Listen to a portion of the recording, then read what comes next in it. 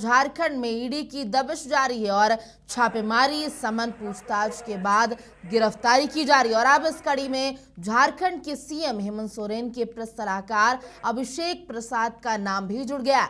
ED ने अभिषेक प्रसाद को समन भेज दिया है और 1 अगस्त को ईडी ऑफिस में पेश होने के निर्देश दिए हैं। आपको बता दें कि पहले ही सीएम के विधायक प्रतिनिधि पंकज मिश्रा ईडी रिमांड पर है और उनके खिलाफ भी ईडी की कार्रवाई जारी है। वहीं इससे पहले ईडी ने छापेमारी कर झारखंड की निलंबित आईएएस पूजा सिंघल को गिरफ्तार किया था और रिमांड पर लेकर पूछताछ की थी।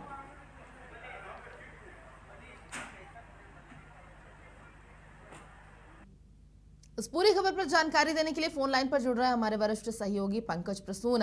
पंकज, ये जो ईडी का एक पैटर्न चल रहा है, समन, पूछताछ, फिर गिरफ्तारी, अब इसकी जो तलवार है वो सीएम के प्रेस सलाहकार अभिषेक पिंटू पर भी आ गिरी है।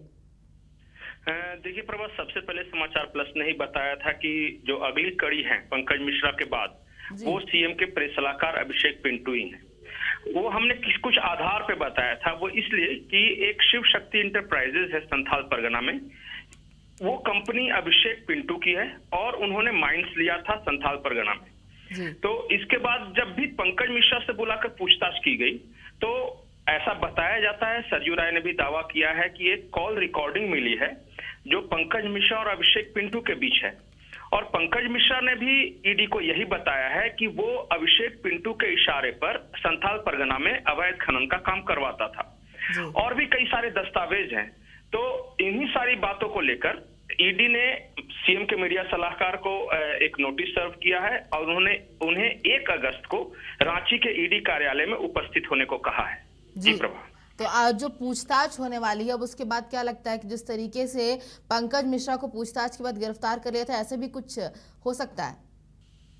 देखिए प्रभा, अभी इस बारे में कुछ भी कहना जल्दीबाजी होगी, लेकिन इतना जरूर है कि लगातार शुरू से ही झारखंड हाई कोर्ट ने भी कहा है कि ये पंकज मिश्रा और अभिषेक पिंटू कौन है, बार बार इनका नाम आ रहा है।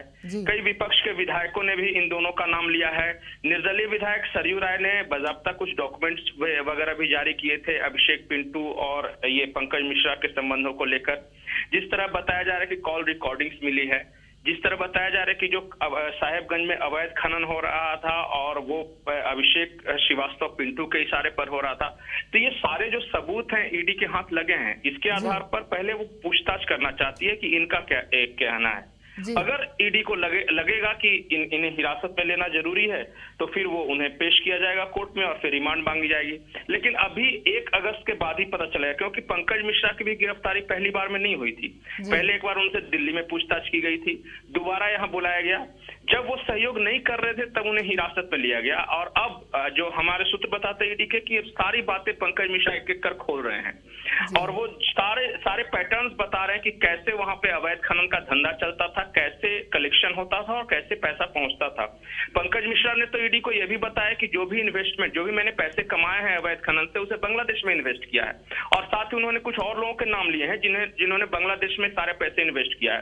तो बांग्लादेश, झारखंड का अवैध खनन का पैसा बांग्लादेश में इन्वेस्ट करना, ये मनी लॉन्ड्रिंग के तहत भी आता है। जानकारी ये भी मिल रही है कुछ हवाला का भी मामला इसमें है। ईडी उसकी भी जांच कर रही है। ईडी ये भी जांच कर रही है डीएफओ जो वहां है साहेबगंज के, उनसे उन्होंने एक गूगल मैप दिखाया और पूछा उनसे कि 2 साल पहले यहाँ इतने हरे भरे जंगल थे, 2 साल के बाद ये जंगल कहाँ चले गए। डीएफओ इसका जवाब नहीं दे सके। डीएमओ ऑफिस में गए, वहां कई दस्तावेज लेकर गए हैं। कल भी छापेमारी हुई है कई अवैध क्रशर प्लांट पे। तो ये मामला ईडी के सूत्रों की मान ये मामला 100 करोड़ से बहुत ज्यादा का है। शुरुआत में ईडी ने भले कहा था कि हम फिलहाल 100 करोड़ के अवैध खनन का की जांच कर रहे हैं, लेकिन जैसे जैसे मामला आगे बढ़ता जा रहा है वो कई विभागों में, चाहे वो बालू का अवैध खनन हो, कोयला का अवैध खनन हो, पत्थर का अवैध खनन हो, और कई जिलों के डीएमओ इसमें शामिल हो गए हैं। तो ये मामला काफी बड़ा हो सकता है। जी बिल्कुल, जिस तरीके से पूछताछ आगे बढ़ रही है, ईडी की कार्रवाई आगे बढ़ रही है, नई परत खुलती जा रही है। तमाम जानकारी के लिए बहुत बहुत शुक्रिया पंकज। तो यहाँ पर ये बड़ी खबर हम आपको दे रहे हैं जहाँ पर सीएम हेमंत सोरेन के प्रेस सलाहकार अभिषेक पिंटू को समन जारी कर दिया है ईडी ने। और जिस तरीके से ईडी रिमांड पर रिमांड आगे बढ़ा रही है पंकज मिश्रा की, हर दिन कुछ नया जो सबूत है, नए सबूत, नए नाम सामने आते जा रहे हैं।